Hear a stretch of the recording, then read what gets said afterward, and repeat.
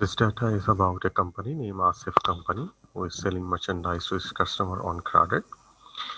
इस कंपनी में 30 डेज का ग्रेस पीरियड है, मींस के फर्स्ट 30 डेज ऑफ सेल जो है आफ्टर सेल, उसमें अगर कोई कस्टमर पैसे वापस नहीं करता है तो ये नॉट येट ड्यू का पीरियड कहलाएगा।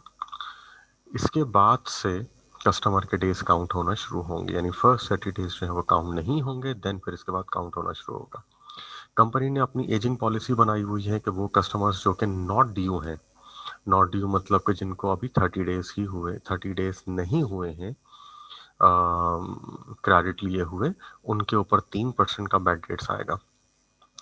जबकि वो कस्टमर के जिनको पहले 30 दिन गुजर गए हैं और फिर उसके बाद के जो 30 दिन हैं अगर वो नहीं गुजरे हैं तो उन पर 5% आएगा।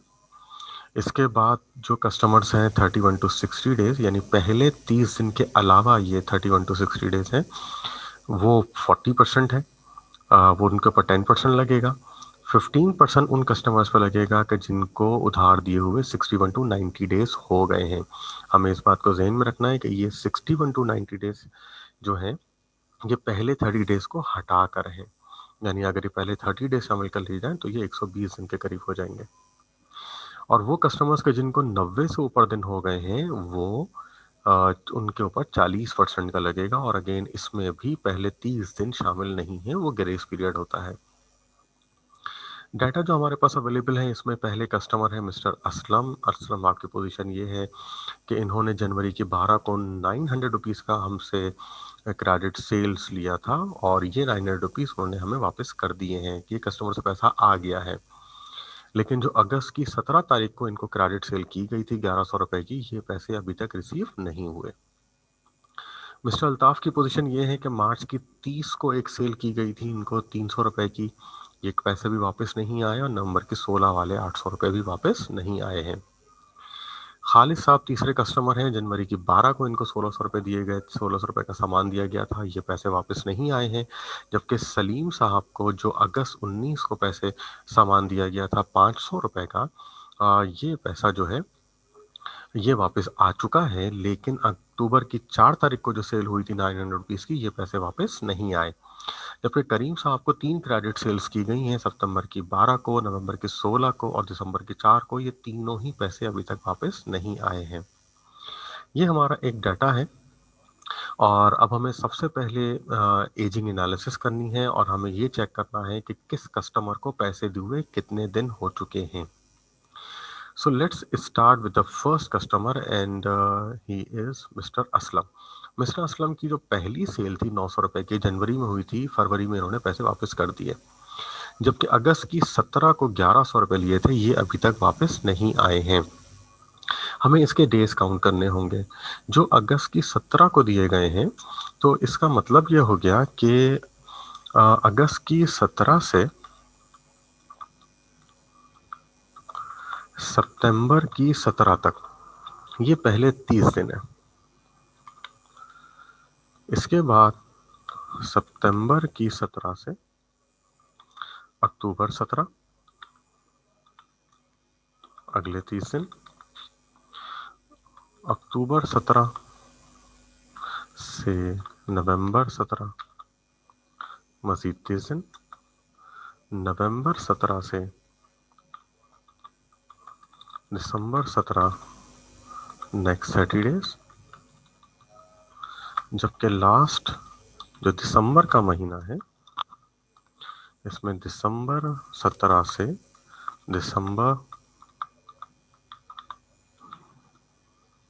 31 तक, ये हमारे पास मजीद ऑलमोस्ट 13 डेज। तो अब अगर हम इनको टोटल करें यहाँ पर, तो ये पहले 30 दिन तो शामिल नहीं होंगे, तो इसको हम काउंट नहीं कर रहे हैं। हम पहले 30 दिन को अगर हम हटा दें तो इसके बाद जो हमारे पास बचता है वो है 30, 30, 30 एंड 13। ये 4 वैल्यूज हमारे पास हैं, दो 3 30 हैं और एक 13 है, तो टोटल अगर हम करें तो यकीनन ये 90 प्लस 10 इज 100 एंड 103 डेज। तो ये पहले 30 दिन हटाकर 103 डेज बनते हैं इनके। तो 103 डेज का मतलब ये हो गया कि 90 एंड अबव की कैटेगरी आ रही है इनकी। तो हम इनको 90 एंड अबव की कैटेगरी में पोस्ट करेंगे। मिस्टर असलम का 1100 रुपए का अमाउंट है, ये हम एजिंग एनालिसिस में पोस्ट कर देते हैं। कस्टमर का नाम है मिस्टर असलम, अमाउंट इनका है 1100 का, जो कि हम 90 एंड अबव में पोस्ट कर रहे हैं। ये मिस्टर असलम की पोस्टिंग हो गई। मिस्टर असलम के बाद नेक्स्ट हमारे पास कस्टमर है मिस्टर अल्ताफ। मिस्टर अल्ताफ ने मार्च की 30 को जो 300 रुपए का सामान हमसे लिया था, उसके हमें पैसे रिटर्न नहीं किए हैं। तो ये 300 रुपए तो यकीनन सीधे 90 एंड अबव में ही जाएंगे, क्योंकि almost it's about 9 month which makes 270 days. 30 minus भी करेंगे तो 240 डेज आएंगे, जो कि 90 एंड अबव के हैं। तो मिस्टर अल्ताफ के जो पहला अमाउंट है, मिस्टर अल्ताफ पहला अमाउंट है इनका 300 का, ये 90 एंड अबव में चले जाएगा। इनका जो सेकंड हमने इनको सेल की है, ये सेल की है नवंबर की 16 को। तो नवंबर की 16 को अगर सेल की है तो दिसंबर की 31 तक टोटल ये तकरीबन कोई 45 डेज बनते हैं। तो 45 डेज में से अगर हम 30 डेज जो ग्रेस पीरियड है माइनस कर दें तो 15 दिन बचते हैं। तो मिस्टर अल्ताफ के ये 800 रुपए 15 डेज बन रहे हैं, तो ये 1 to 30 में जाएगा। नॉट ड्यू वो होता है कि जो ग्रेस पीरियड के अंदर आ जाए। मिस्टर अल्ताफ के बाद है मिस्टर खालिद। मिस्टर खालिद को जनवरी की 12 को 1600 रुपए दिए गए थे, वादे तौर पे 90 एंड अबव।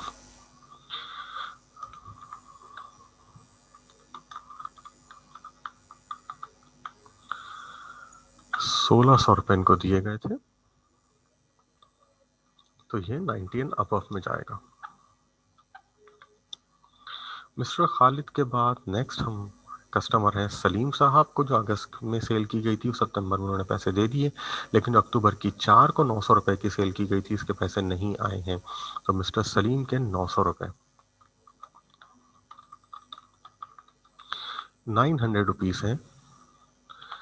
ये जो 900 रुपीज है ये सितंबर में इनको सेल की गई, अक्टूबर में इनको सेल की गई है। तो अक्टूबर से अगर हम देखें तो अक्टूबर नवंबर दिसंबर, नवंबर दिसंबर के 60 दिन तकरीबन, और यहाँ पर तकरीबन कोई 26 दिन, और ये 60 61 और ये 26 को अगर हम मिला लें तो 87 डेज बनते हैं। 87 डेज में से आप 30 माइनस कर दीजिए तो यकीनन ये 57 डेज बनेंगे। तो 57 डेज यकीनन 31 to 60 में आएगा। तो मिस्टर सलीम के 900 रुपीज हम पोस्ट करेंगे 31 to 60 में, क्योंकि इनके 57 डेज बन रहे थे। नेक्स्ट इज मिस्टर करीम। इनकी 3 पोस्टिंग्स है हमारे पास, एक एक करके करेंगे यहाँ पर हम। मिस्टर करीम, मिस्टर करीम का पहला अमाउंट है 400 रुपए का। ये 400 रुपए सितंबर की 12 के हैं। तो अक्टूबर नवंबर दिसंबर के अगर हम 90 डेज ले लें और सितंबर के 18 दिन ले लें तो ये तकरीबन 118 दिन बनते हैं। अब अगर 118 में से हम माइनस कर दें 30 दिन, तो ये बनेंगे 88 डेज। ठीक है। अब अगर ये 88 90 डेज भी बन रहे हैं तो यकीनन ये पैसे 61 to 90 में ही जाएंगे। इसके बाद है नवंबर की 16। नवंबर की 16 को 800 रुपए की सेल हुई थी। नवंबर की 16 का मतलब हो गया तकरीबन को 45 डेज। तो अमाउंट इनका बन रहा है 800, और ये 15 डेज का बन रहा है। एंड फाइनली दिसंबर 4 को 2000 रुपए हैं। ये 2000 रुपए दिसंबर के 4 के हैं, तो ये तो पहले 26 दिन अभी हैं, इसका मतलब अभी पहले 30 दिन पूरे नहीं हुए हैं। सो दैट्स इट, ये नॉट ये ड्यू में जाएगा। सो एजिंग एनालिसिस इज डन। अब हम यकीनन इनका टोटल करके चेक करेंगे कि हर एज ग्रुप में कितना अमाउंट आ रहा है। सबसे पहले इनका टोटल अनकलेक्टेबल चेक कर लेते हैं, which is ending balance of account receivable. So 1100 plus 300 plus 800 plus 1600 plus 900 plus 400 800 and 2000, that makes 7900। ये इनका टोटल अनकलेक्टेबल आ गया है। अब इसकी डिस्ट्रीब्यूशन चेक करते हैं। नॉट येट ड्यू में 2000 का अमाउंट है, 1 to 30 डेज में 1600 का अमाउंट है, 31 to 60 में 900, 61 to 90 में 400, जबकि 90 एंड अबव में 14 और 16, दैट मेक्स 3000 रुपीज। और हम यहां से टोटल करें तो भी हमारे पास 7900 ही आना चाहिए है। तो ये टोटल अनकलेक्टेबल था 7900। इसका हमें एजिंग एनालिसिस के जरिए एज ग्रुप्स पता चल गए। अब इनके ऊपर हम परसेंटेजेस अप्लाई करेंगे जो कि डाटा में हमें दी गई हैं। उससे पहले हम यहाँ पर इनके अमाउंट्स कॉपी कर देते हैं। पहला है 2000 का अमाउंट, 2000 के बाद है 1600, देन 900, 400, 3000। परसेंटेजेस सवाल में गिवन थी डाटा के अंदर, जो कि हैं 3, 5, 10, 15, 3, 5, 10, 15 और फाइनल थी 40%। ये इन सब की अब हम यहाँ पर परसेंटेजेस कैलकुलेट करेंगे। ये परसेंटेज जब हम कैलकुलेट करेंगे तो हमारे पास पहला आ रहा है यकीनन 2000 का 3%, 2000 multiplied by 3 divided by 100, it is 60 rupees. इसके बाद 1600 का 5% हम निकालेंगे। 1600 का 5% ये आएगा 80, 900 का 10% यकीनन 90, 400 का 15% 60 और 3000 का 40% 1200। इसको टोटल कर लेते हैं ताकि हमें टोटल बेड डेट्स की अमाउंट पता चल जाए। 60 plus 80 plus 90 plus 60 and plus 1200, amount is 1490। ये इनका टोटल बेड डेट्स हमें पता चल गया है for the current year. Now ये जो कंपनी है इसका नाम है आसिफ एंड कंपनी। इनकी अब हम एक बैलेंस शीट बनाएंगे। Asif and company balance sheet बना रहे हैं हम। इससे पहले हम इसकी एंट्री बना लेते हैं, जर्नल एंट्री, या जिसको हम एडजस्टिंग एंट्री कहेंगे। तो दिसंबर 31, 1994 बैड डेट्स की एंट्री बनेगी। Bad debts expense debit and allowance for bad debts credit. 1490 का यहाँ पर अमाउंट है, जबकि सवाल में अगर हम देखें तो हमें एक बैलेंस भी दिया हुआ है और ये है डेबिट बैलेंस 250 का। तो अब अगर ये डेबिट बैलेंस है तो यकीनन ये ऐड हो जाएगा। सो 1490 प्लस 250, 1740।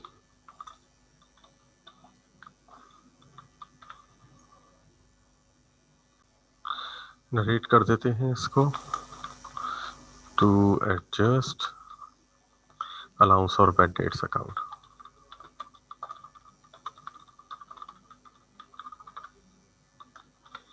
ये हमारे पास एंट्री बन चुकी है। इसके बाद एक पार्शियल बैलेंस शीट बनाते हैं। कंपनी का नाम है आसिफ एंड कंपनी।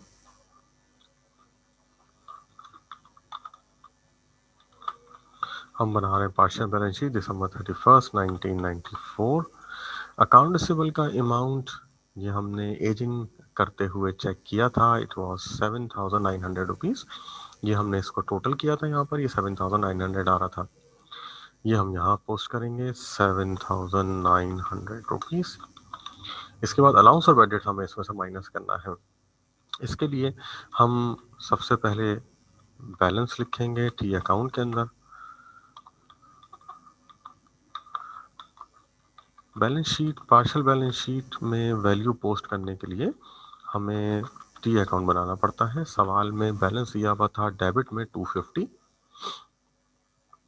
जबकि हमने एक एडजस्टिंग एंट्री बनाई है दिसंबर 31st 1994 को। ये एडजस्टिंग एंट्री से हमारे पास वैल्यू आएगी और ये वैल्यू हमारे पास आ रही है 1740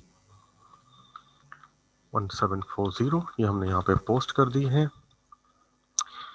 इसके बाद हम यकीनन इसकी बैलेंसिंग करेंगे। बैलेंसिंग डेबिट साइड पर होगी 250 में से माइनस करेंगे हम 1740।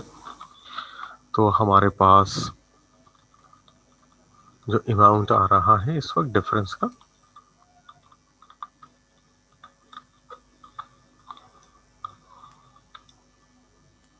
ये हमारा इसका बैलेंस हो जाएगा 1740 minus 250, so it is 1490।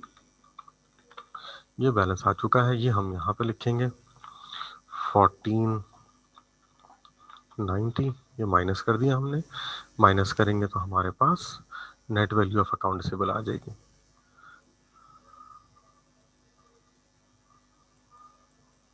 7900 minus 1490, so it is 6410।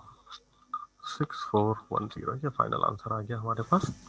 सो ये बैलेंस शीट हमारे पास कंप्लीट हो गई। हमें जहन में रखना है कि बैलेंस शीट जब भी बनेगी तो हमें अलाउंस ऑफ एडिट्स का टी अकाउंट बनाना होगा और फिर यहाँ से जो हमारे पास आंसर आएगा, बैलेंस आएगा, वही बैलेंस बेसिकली पोस्ट होगा। तो ये हमने 1490 निकाला था और यही हमने यहाँ पर पोस्ट किया है। तो सिचुएशन हमारी कंप्लीट हो गई। हमने इसमें सबसे पहले एक डाटा देखा जिसमें हमें तमाम कस्टमर्स का इंडिविजुअल अकाउंट, सब्सिडियरी अकाउंट दिया हुआ था, जिससे हमने डाटा उठाया और हमने एजिंग एनालिसिस की। एजिंग एनालिसिस करने के बाद फिर हमने उसके ऊपर परसेंटेजेस अप्लाई की और इस साल का बैड डेट्स पता किया। बैड डेट्स की रिकॉर्डिंग के वक्त हमें सवाल में नज़र आया कि इसमें बैड डेट्स का, अलाउंस ऑफ बैड डेट्स का डेबिट बैलेंस मौजूद है, तो वो हमने प्लस कर दिया यहाँ पर 250। और फिर फाइनली हमने बैलेंस शीट बनाई, partial balance sheet. Partial balance sheet बनाने के लिए अलाउंस ऑफ बैड डेट्स का हमने एक टी अकाउंट बनाया और इस टी अकाउंट से आने वाली वैल्यू को हमने पार्शियल बैलेंस शीट में पोस्ट किया, जहाँ से हमें नेट अकाउंट रिसीवेबल की वैल्यू मिल गई।